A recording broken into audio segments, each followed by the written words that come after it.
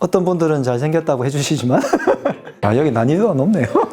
절제하면 성공도 하지 않을까. 말을 바꿀게요. 환자 설득용이라고. 협업하고 싶으신 분들 연락 주시면.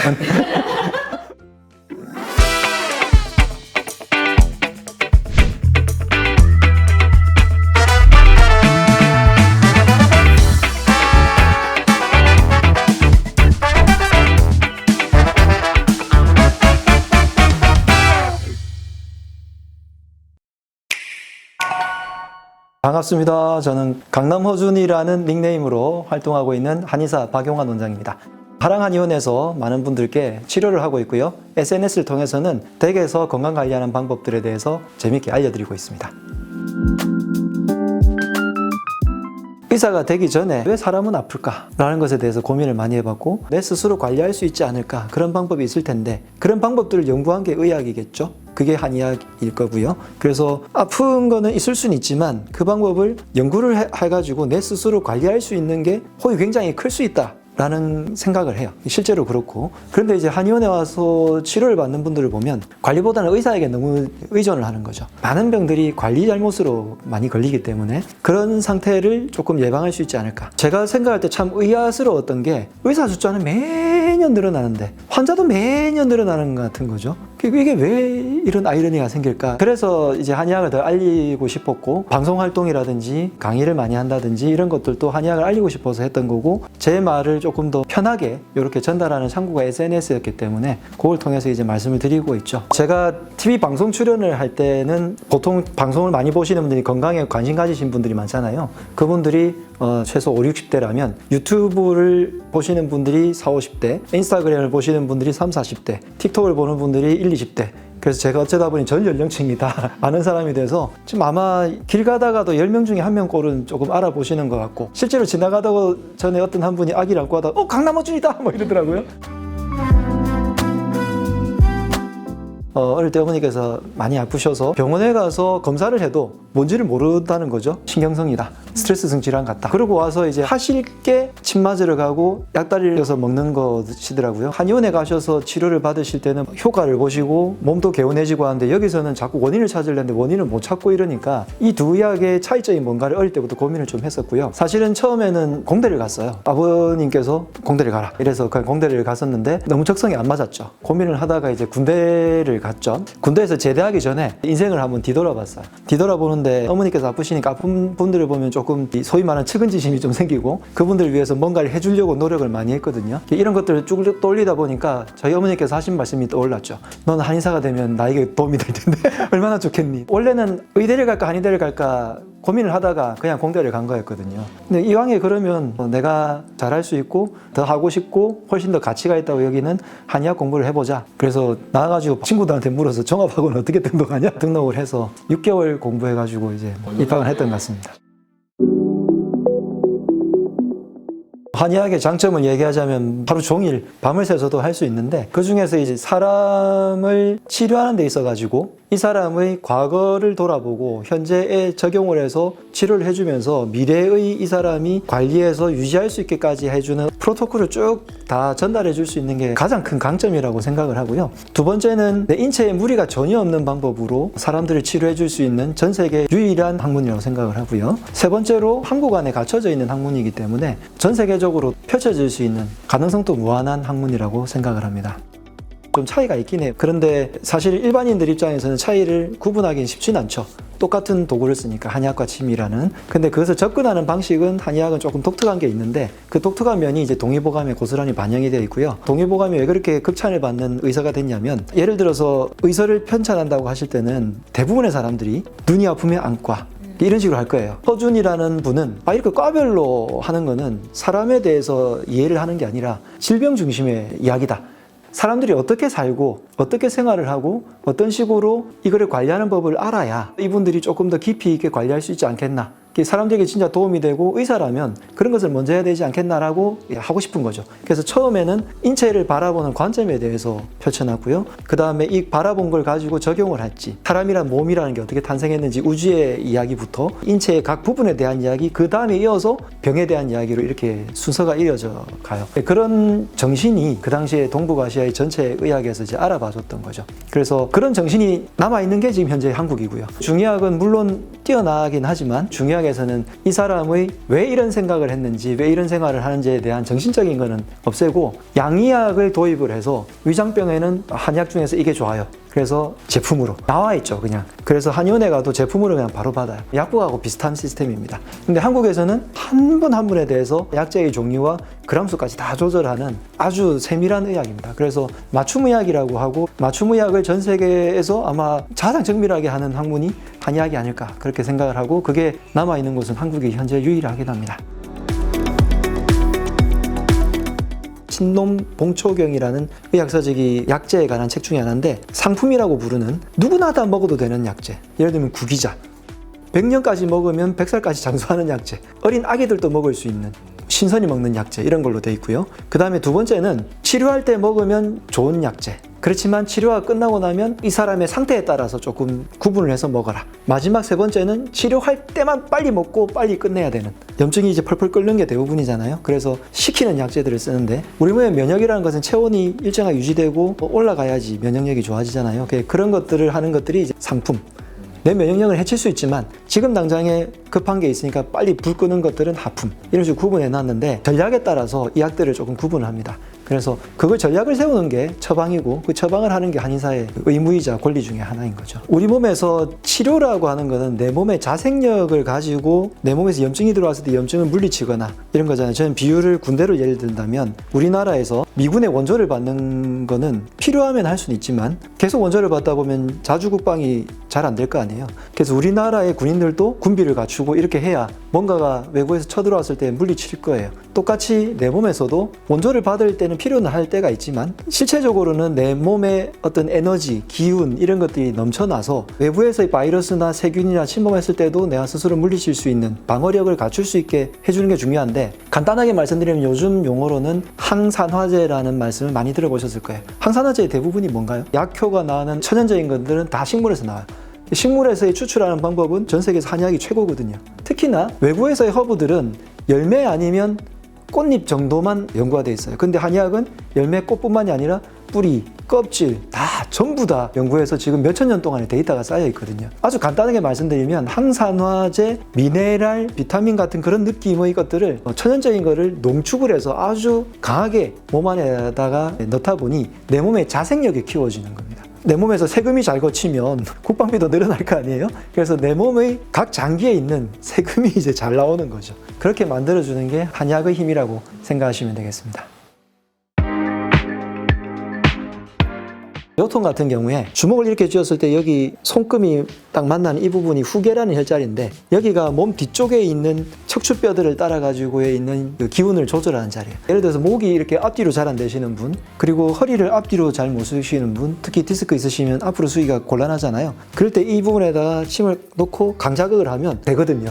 이상하게 팍 좋아지는데, 그러면서 다들 놀래죠. 허리 아픈 분들은 손으로라도 계속 여기를 꾹꾹 눌러주고 허리를 이렇게 살짝 돌려주면 이 기운이 이제 허리로 전달되죠. 좀 더 강하게 자극하고 싶다 이러면 이제 좀 뾰족한 걸로 할 수도 있지만 위험하지 않은 걸로 하시고, 에피소드를 하나 말씀드리자면, 아는 선배님이랑 한잔을 하고 있는데 선배님이 소개해 주신 한 분이 그날따라 이제 허리가 너무 아프다고 하시길래 옆에, 야, 한의사한테 좀 어떻게 해봐. 앞에 마침 이쑤시개가 보이더라고요. 좀 눌러드렸는데 갑자기 일어나시는 거죠. 근육에 관련된 음식으로는 많이 알려진 것으로 알려드리자면 모과가 근육에 굉장히 부드럽게 만들어주고 근육통을 빨리 개선시켜주기 때문에 저는 모과를 많이 드시도록 말씀드리고 있고요. 그 다음에 조금 더 전문적인 약재 중에서 근육 안쪽에 있는 인대와 골격계를 좋아지게 하는 두충차라는 게 있어요. 두충나무의 껍질, 우려내서 먹을 수 있는데 두충이 보면은 껍질을 이렇게 딱 쪼개가 느리면 속에서 실 같은 게 나와요. 그 안에 있는 성분이 우리 몸의 근골격계를 조금 더 강화시켜주는 성분인데 두충차를 조금 자주 드셔주시면 근골격계에 상당히 좋습니다. 차로서 음용하려면 한 잔에 한 4g 정도면 적당한데요. 효과라는 걸 보고 싶다. 그러면 대략 한 12g 이상은 한 잔 정도에는 조금 농축을 해서 그리고 차로는 맛있게 먹어야 되잖아요. 그거는 한 5분 정도 끓이면 되는데 성분을 우려낼 때에는 한 1시간에서 2시간 우려내야지 95% 정도가 유효 성분이 나옵니다. 그래서 한의원에 보통은 4시간 정도에서 이상을 다리기도 하죠. 많은 분들이 생각을 먼저 좀 바꿨으면 좋겠어요. 우리나라 사람들이 두 가지가 엄청 세계에서 열심히거든요. 자기개발과 노는 거. 둘 다 잠을 아껴요.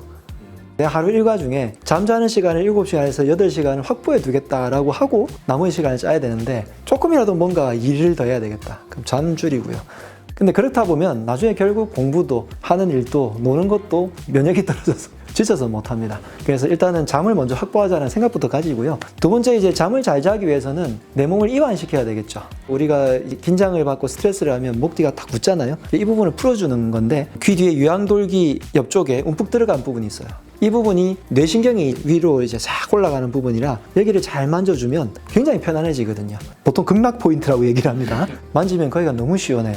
두 번째는 발바닥에 우리가 피로가 많이 쌓이잖아요. 그래서 발의 피로를 풀어주기 위해서 발을 두드린다든지 족욕을 한다든지 발의 피로를 풀어주면 또 몸이 전체가 이완되죠. 그것처럼 우리 몸을 이완시켜주는 부교감 신경을 더 항진시켜주는 그런 방법들을 몸에서 만들어주시면 잠을 훨씬 더 깊이 있게 주무시게 될 거예요. 만성 피로의 초기 단계는 병이 아닌데 피로한 곳에 염증이 생기거든요. 물리적으로 이야기를 드리면 피곤하다는 것은 에너지의 진동이 없는 거잖아요. 우리가 활기차면 내 몸도 뛰어다니듯이 세포들도 기운이 있으면 에너지 주파수가 높은데 기운이 없으면 주파수가 낮아지고 진동수가 낮아지면 온도가 떨어지죠. 그런 곳에 염증들이 잘 생깁니다. 이 염증들이 고착화되고 나중에 염증 세포들이 변화되어서 내 몸에 있는 세포들을 살리지 못하고 지들이 커지는 게 암이잖아요. 염증 세포들이 내 몸을 공격하는 게 면역 질환이고요. 그리고 염증 세포들이 퍼져나가는 게 우리 몸의 만성 염증 질환이고, 그래서 모든 병들이 생길 수 있는 원인이 만성 피로에서부터 시작을 하고요. 한약에서는 허한 곳에 사기가 침범한다. 내 몸이 피곤한 기운이 없는 곳에 나쁜 기운이 침범한다라는 이야기를 통해서 만성 피로에 대해서 경고를 해드리고 있습니다. 첫 번째는 염증이 들어오는 길목을 차단을 해야 되고요. 두 번째는 염증이 어느 정도 생겼을 때 내 몸에서 스스로 빠져나가게 만들어야 될 거고요. 세 번째는 이게 만약에 커졌다 그러면 빼내줘야 되겠죠. 차단하는 방법 중에서 가장 간단한 게 단식이라고 보통 얘기하는 식사를 줄이는 거예요. 대부분의 염증이 바깥에서 들어오는 것을 가지고 생기기 때문에, 그 다음에 염증이 조금 생겼을 때 내 자생력을 키우는 것은 천연적인 걸 가지고 내 몸에 기운을 올려주면 염증을 어느 정도는 물리칠 수 있습니다. 항산화제 뭐 이런 것들인데 약초라든지. 세 번째, 너무 많이 커졌다. 이것은 이제 의학의 영역인 거죠. 음식은 뭐든지 잘 먹는 게 최고죠. 많은 분들이 영양소 하면은 탄단지? 그거를 떠오신단 말이죠. 근데 탄단지가 우리 몸에서 에너지가 되려면 효소라는 게 필요해요. 근데 그 효소 중에서 직접적인 효소 말고 조효소라고 부르는 비타민, 미네랄이 있어야 됩니다. 이게 없으면 탄단지가 에너지로 전환이 잘 안 돼요. 얘네들은 다 어디에 있냐면 채소에 굉장히 많습니다. 물론 미네랄 워터처럼 저 깊은 바닷물 아니면 저 고산지대의 물에 미네랄이 풍부하긴 하지만 그걸 먹고 살기에는 힘들 거예요. 그런 미네랄이 땅에 제일 많단 말이에요. 그 땅 속에 묻힌 뿌리에 제일 많겠죠. 그래서 그 미네랄의 기운을 왕창 끌어 쓰는 게 한의학의 지혜였죠. 전 세계에서 뿌리 채소를 제일 많이 먹는 나라, 전 세계에서 해초를 제일 많이 먹는 나라가 한국입니다. 그만큼 우리나라가 이런 영양소를 학문적으로도 구분을 해놨고 잘 섭취하는 나라고요. 해소와 해초류를 훨씬 더 잘 챙겨 드셔서 이 균형 있는 식단을 마련해 주시면 피로 회복이 훨씬 더 좋으실 거예요. 다이어트에서는 크게 두 가지를 절대 착각하면 안 된다. 체중을 줄일 것이냐, 체형 몸매를 만들 것이냐, 이 결정을 하셔야 돼요. 어느 날 들으려고 하는 게 아니라 이분들이 너무 크게 말씀하셔서 들은 얘기가 있는데, 어머님 세 분이서 케이크를 먹으면서 한 분이 고민하시더라고요. 나 이거 케이크 먹어야 될까, 살찌는데. 옆에서 한 분이 야, 내일 수영 한 바퀴 더 돌면 되지, 먹어, 이러는 거예요. 이 말이 맞을까요, 안 맞을까요? 조금 오해하는 것 중에, 운동을 하면 살이 빠질까요, 찔까요? 빠지지 않아요? 운동은 체중과 거의 상관이 없어요. 그리고 운동을 칼로리를 소비할 정도로 많이 하려면 하루 종일 운동해야 돼요. 하루에 한 2-3시간 운동해봐야 밥 한 공기 먹는 것도 못 빼요. 그리고 20세가 지나고 나면 그 대사가 안 따라주기 때문에 운동은 체중에 거의 영향을 미치지 못합니다. 그냥 운동은 체력을 좋게 하고 체형을 좋게 만들죠. 그래서 다이어트를 그쪽으로 원하시는 분들은 운동을 하는 거고요. 체중을 빼겠다. 당연히 식단입니다. 요거를 구분하지 않으면 계속 제자리에 만들게 돼요. 많은 분들이 이제 체중을 더 빼려고 노력을 하실 건데 체중을 뺄 때는 식단만이 중요하다. 근데 식단으로도 안 빠지시는 분들이 있어요. 호르몬 질환들, 특히 갱년기, 갑상선, 당뇨, 다낭성 난소처럼 이쪽에 관련되신 분들이 체중이 잘 안 빠집니다. 이런 분들은 치료가 필요하고요. 식단을 관리하는 데 있어 가지고 이거를 어떻게 정밀하게 나에 맞게 하느냐, 내 체중 목표에 맞게 식단을 조절하느냐, 그거를 이제 하는데 판단지가 부족해서 요즘 문제인 분들이 거의 없어서 비타민, 미네랄, 식이섬유가 많은 채소들을 제가 더 많이 권해드리는 것 뿐이죠. 채식주의자가 되라는 게 아니라 채식 지향적인 식사를 하자라는 게 제가 말씀드리고 싶은 거고요. 그런 식단들을 조금만 더 잘 구성을 하시면 자연스럽게 살 빠지는 몸으로 갈 수가 있습니다. 그리고 아주 중요한 게 하나가 있는데 식사를 무조건 줄인다고 해서 살이 빠지느냐? 살이 축나요. 근육량이 더 빠집니다. 살 빠지고 나서 쭈글쭈글해지면 더 안 좋잖아요. 그게 그냥 막무가내로 식사만 줄인 거죠. 내가 전략적으로 내 몸에 에너지를 충분히 공급을 하고 갑상선이든 간이든 이런 기능들이 유지된 상태의 식사량을 조절해야 되는데 간혹 가다가 탄수화물 아예 없애시는 분들 나중에 큰일 나거든요. 그래서 그런 것들의 전략을 잘 세우시는 게 중요하고 이 전략들은 강남호준 유튜브 채널에 다 올려놨습니다. 다 보시면 됩니다. 1일 1식을 계속 유지할 수 있으면 괜찮은데요. 1일 1식 하다가 어느 날 3끼를 다 먹었다. 그거는 폭식이잖아요. 많은 사람들이 나는 식사를 줄였다고 해서 안심하는데 그 다음에 먹는 게 폭식이라면 이것 때문에 큰 문제가 생기죠. 그리고 폭식을 한 다음에 나를 위안하기 위해서 다시 줄인단 말이죠. 그것은 오히려 아주 큰 문제를 일으킵니다. 몸에서 항상성을 깨뜨리고요. 갑상선 호르몬 같은 그런 대사를 깨뜨리고요. 그 다음에 몸에서 내장 지방을 아주 많이 일으키는 방법 중에 하나입니다. 그래서 우리 몸은 항상 일정하게 먹는 게 굉장히 중요합니다.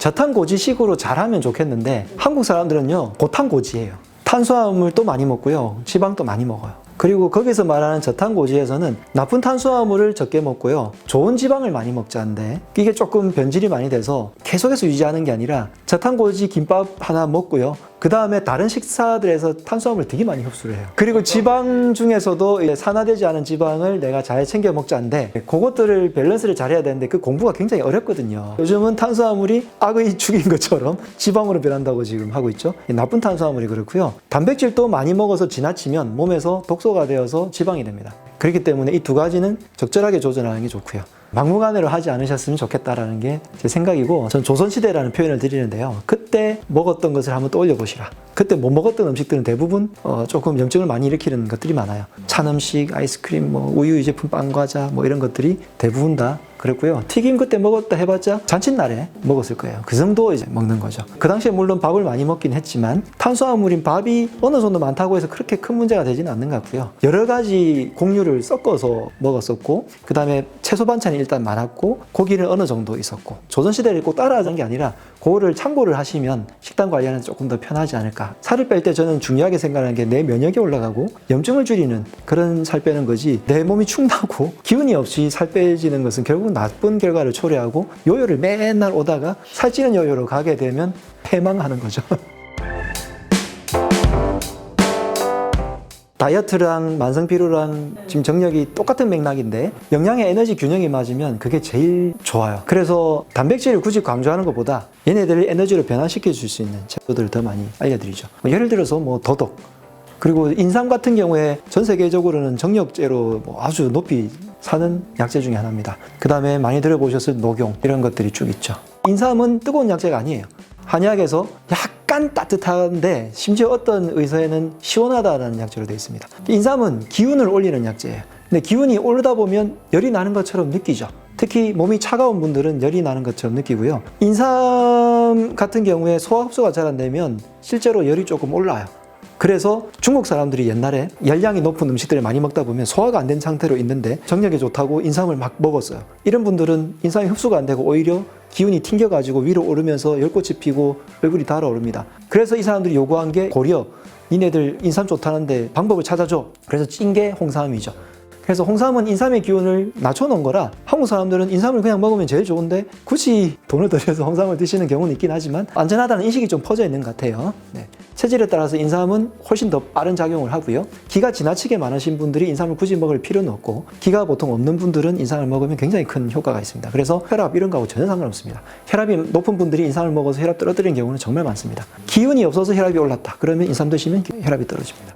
전립선의 유병률이라고 하죠. 어떤 지역에서 어떤 질환이 많이 생긴다라는 우리나라의 통계를 내요. 근데 전립선 질환을 통계를 내보니까 예를 들면 분당 이런 곳에 전립선 환자가 엄청 많아요. 왜 그런가 했더니 IT 업종들이 많이 앉아서 생활하잖아요. 그래서 앉아서 오래 계신 분들이 전립선 질환이 많더라. 계속 앉아 있는 게 전립선이 참 안 좋더라. 그래서 운동을 어떻게든 해야 됩니다. 사무실에 앉아 계신 분들은 1시간에 한 번이라도 일어나셔라 라는 조언을 드리고 기왕이면 전립선에 조금 더 좋은 하체를 강화시키는 예를 들면 까치발 들기 저는 굉장히 많이 추천드리거든요. 그냥 아무한테도 티 안 나고 할 수 있어요. 꼭 제 정력 좋아지게 운동한다 이런 소리 안 듣잖아요. 그냥 왜? 하체 운동이야. 힙업을 하는 운동들이 다 전립선을 강화시키고 혈액순환을 시켜주는 운동이기 때문에 그런 다음에 전립선은 또 특이한 게 전립선은 좀 이완시켜주는 게 또 필요합니다. 그래서 따뜻한 찜질을 해주는 게 좋아서 특히 이 겨울철에는 뜨거운 찜질기를 딱 밑에 대고 이렇게 앉아 계셔 주시면 그것만으로도 상당히 큰 도움이 됩니다. 아마 읽으신 분들은 왜 하는지를 아실 거예요. 건강을 지킬 때 가장 중요한 게 절제다 라는 생각을 하고요. 식사를 절제할 수 있는 사람은 모든 것을 절제할 수 있습니다. 식욕, 수면욕, 성욕, 그 다음에 내가 놀고 싶은 욕구 다 있는데 그 중에서 가장 절제하기 쉬운 것이 저는 식욕이라고 생각합니다. 모든 사람들이 원하는 것 중에 다이어트가 제일 쉽다고 이야기를 드리거든요. 왜냐하면 다른 건 너무 어렵거든요. 다이어트도 어렵지만 식욕만 절제를 잘하면 되는데 이 절제를 하나를 잘해서 다이어트 성공한다. 그러면 다른 것들도 다 성공할 수 있습니다. 그래서 저는 다이어트 하시는 분들께 인생의 성공을 위해서 작은 성공 한번 해보시라고 말씀을 드리고 그것으로 인해서 내가 성공을 하면 다른 것들을 절제하면서 다른 성공을 맛볼 수 있기 때문에 그게 이어져 간다고 생각을 해서 이 책이 재밌는 게 얇고 페이지도 얼마 안 되고 글자 크기도 커서 읽기 좋을 것 같은데 진도가 엄청 안 나가요. 읽다 보면 으악 이러면서 읽거든요. 그리고 이상하게 곰곰이 곱씹게 되는 게 있죠. 그러다 보니까 진도가 조금 안 나가게 되는 경향은 있는데 그렇게 해서 자꾸 생각을 하다 보니 머리에 조금 더 마음에 깊이 박히는 그런 경향이 있는 책인 것 같습니다. 저는 시간 관리를 잘한다는 이야기를 많이 듣는데요. 시간 관리를 하려면 일단 절제가 꼭 필요하거든요. 시간을 끊는 거, 그 다음에 관리를 하는 거. 예를 들어서 잠을 자는 걸 중요하게 여긴다고 했는데 밤에 영상 보다 보면 자연스럽게 절제가 안 되잖아요. 잠시간이 줄어드는데 잠시간 일단 확보해야 된다고 생각하면 절제를 하는 것이 일단 중요하고 물론 안 할 때도 많습니다. 네. 그렇지만 어느 정도의 절제력을 가지고 있기 때문에 유지를 좀 할 수 있는 게 아닌가 생각을 합니다. 한의학이 참 매력적이었던 것 중에 하나가 대를 이어서 오시는 거였거든요. 윗대가 아이 손 잡고 그분이 또 커서 또 아이 어떤 환자분 중에 이제 어릴 때부터 질환을 알아서 한 30년을 전국뿐만이 아니라 전 세계를 돌아다녔는데 치료가 안 돼서 힘들었는데 그분을 치료하고 나니 이제 집안이 화목해지고 이제 결혼할 마음이 생겼고 그전에는 너무 몸이 안 좋으니까 그래서 결혼까지 결심을 했을 때 저에게 와서 부탁한 게 주례였어요. 내가 무슨 주례야? 그러면 축가라도 해주세요 해서 그것까지 차마 거절하기 힘들어서 레슨을 받아가면서 축가를 연습을 해서 불러드렸던 기억이 있는데 이분뿐만 아니라 여러 집안들이 건강해지니까 화목해지더라고요. 그거를 여러 수차례 느낄 때마다 참 보람이 있었고 저는 한의학적인 지식을 가지고 강의를 많이 하는데 강의해준 팁을 듣고 내 생활을 바꿨더니 이제 병원을 안 찾게 됐다는 말. 유튜브 밑에 댓글들이 감사의 댓글들이 정말 많거든요. 저러한 것들이 다 한의학에서 나온 보람이 있는 일인 것 같습니다. 화기애애한 분위기에서 저도 즐겁게 얘기했는데 즐겁게 들어주셔서 감사드리고요. 좋은 취지의 이 프로그램이 더 잘 알려지면 좋겠습니다.